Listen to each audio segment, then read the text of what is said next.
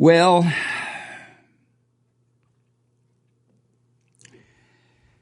there is no doubt that the government of the United States, for the foreseeable future, and didn't Trump look like warmed over death with that orange fucking face of his?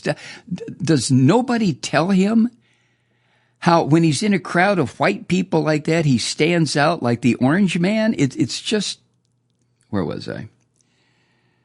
For the foreseeable future, I was going to say, this is going to be a country run by a government of billionaires who care not a tinker's damn about you, me, nobody in this country except their own fucking bank accounts or whatever account, you know. Wow. One of the first orders of business of these filthy slime is going to be another round of tax breaks for the rich and for the large corporations. The orange bastard, has proposed staffing his White House with at least 13 billionaires, starting with this crazy bitch, Linda McMahon. Oh, my God. That's according to ABC News. Treasury Secretary Scott Bessent. And then Musk, of course, who, according to ABC, has a net worth of above $460 billion. That's inconceivable. Every goddamn dime of that should be ripped out of his fucking hands or his accounts or whatever and distributed among people who need it, instead of this jumping jack fool who sits there with the other white people, bouncing in his seat, grinning like a goddamn ape. Wow. And yesterday there was an op-ed published by Senator Sanders, Bernie Sanders, which was, I don't know, it just seems like whistling past the graveyard, really. Sanders wrote, quote, "We must not allow billionaire oligarchs to buy our government," end quote. Somebody needs to tell Sanders, dude, it's already bought and paid for. Are you fucking kidding me? We must not allow that. That's like a future tense sentence, right, Senator? It's done. Sanders added this, quote, "Trump has repeatedly claimed that he wants the Republican Party to represent the needs of working people." Senators, if you can't identify bullshit by sight, can you not smell it? Sanders added, "Well, you don't do that by surrounding yourself with the richest people in the world and putting 13 billionaires in your cabinet, many of whom have a direct financial stake in the industries they are charged with regulating," end quote. Well, no disrespect to Sanders. I'm not trying to be a total asshole here on this podcast. Just partly so.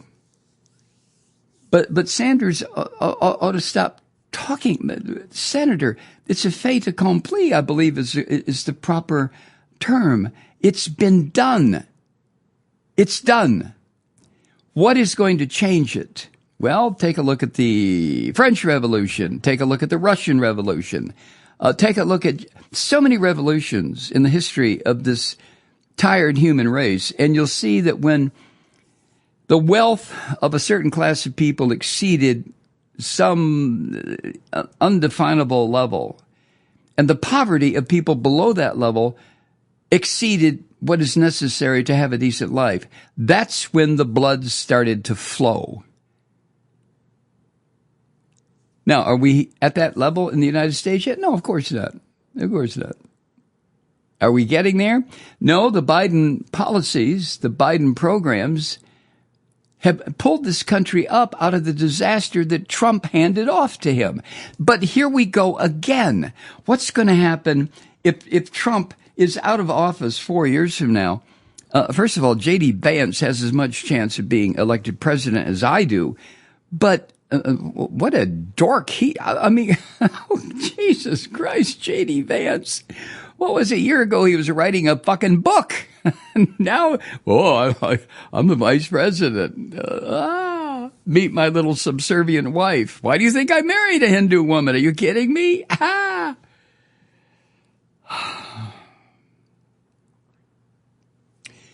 But the damage that Trump is going to do over the next however long he's in office, and my personal observation from looking at him today and listening to him today and watching him during all the different speakers, he has the attention span of a 2-year-old.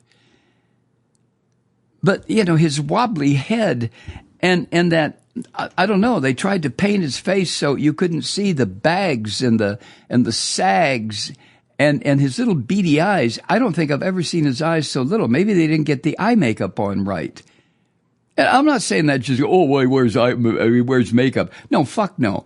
The makeup is there because Trump, for some reason, since he lives in Florida, I guess he thinks he's supposed to look tanned. Dude, that doesn't look tanned. You look like an orange asshole.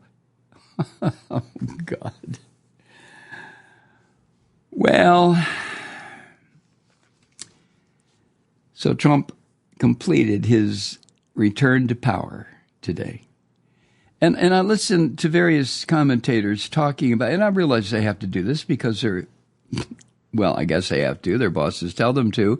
They keep referring to it as a remarkable comeback, an unprecedented return to power, an unbelievable. I mean, look at 2 years ago, 3 years ago. Go back to the 2016 campaign when fucking Putin provided him all the support he needed, and the Russia investigation, all this stuff. And here he is. So maybe the commentators are right. They're not saying it as a compliment. The same as Time magazine didn't honor him by putting his bloated ass on the cover. It's just hard for me to accept that these are facts about this son of a bitch. Remarkable return to power. And then his immediate orders. Well, we now have a state of emergency on our southern border, which is what, 4 states? Arizona, New Mexico, California, Texas. Is that right? 4 states now. State of emergency. And he has vowed to start rounding people up.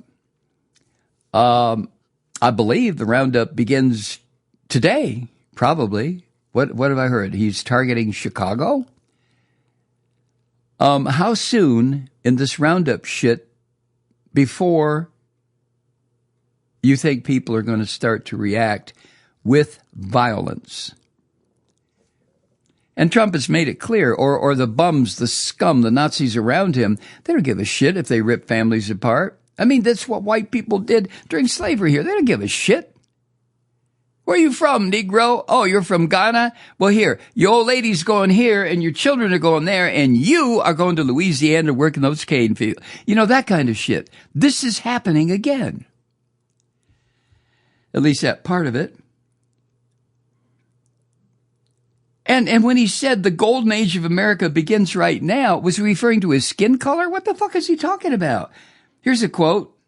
My recent election is a mandate to completely and totally reverse a horrible betrayal and all these many betrayals that have taken place and give people back their faith, their wealth, their democracy, and indeed their freedom. From this moment on, America's decline is over. Unquote. And then I watched Harris and Biden sitting behind him. And Harris managed to maintain a stone face, bless her heart. But a couple of times Biden had a look of just, where the fuck am I on his face? Is this a dream? Now, granted, Biden may not be able to tell the difference at this point, but the expression on his face as he sat there being forced to listen to this garbage, and there was a couple of times, and I mean this sincerely, I honestly thought that Biden would at some point get up, turn to his right, and walk back up that fucking aisle and behind those doors, and maybe turn around just as he exited and give Trump the middle finger, and then just disappear. I was hoping he would do that. I was wishing he would do that. And Harris's husband,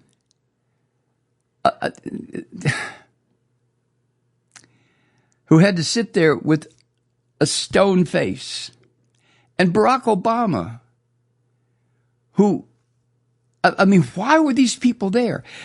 To show the world that we have a peaceful transition of power. I think the world will probably think the countries that Trump would like to emulate would think, well, Trump must have told them, be there or we'll shoot your asses in the morning, which is what they do in places like, well, the countries that are going fascist.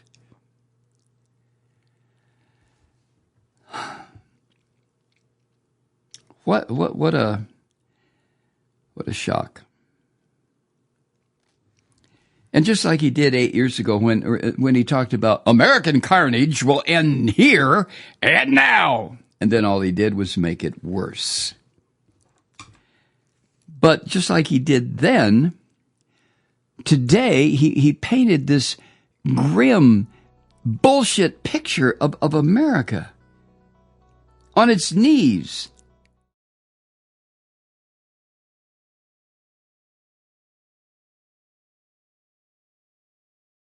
Hi, Truth Seekers. Mike Malloy here. You know, the Progressive Voices Network brings you commercial-free commentary from today's leading progressive radio hosts and pundits, like me, Mike Malloy, 24 hours a day.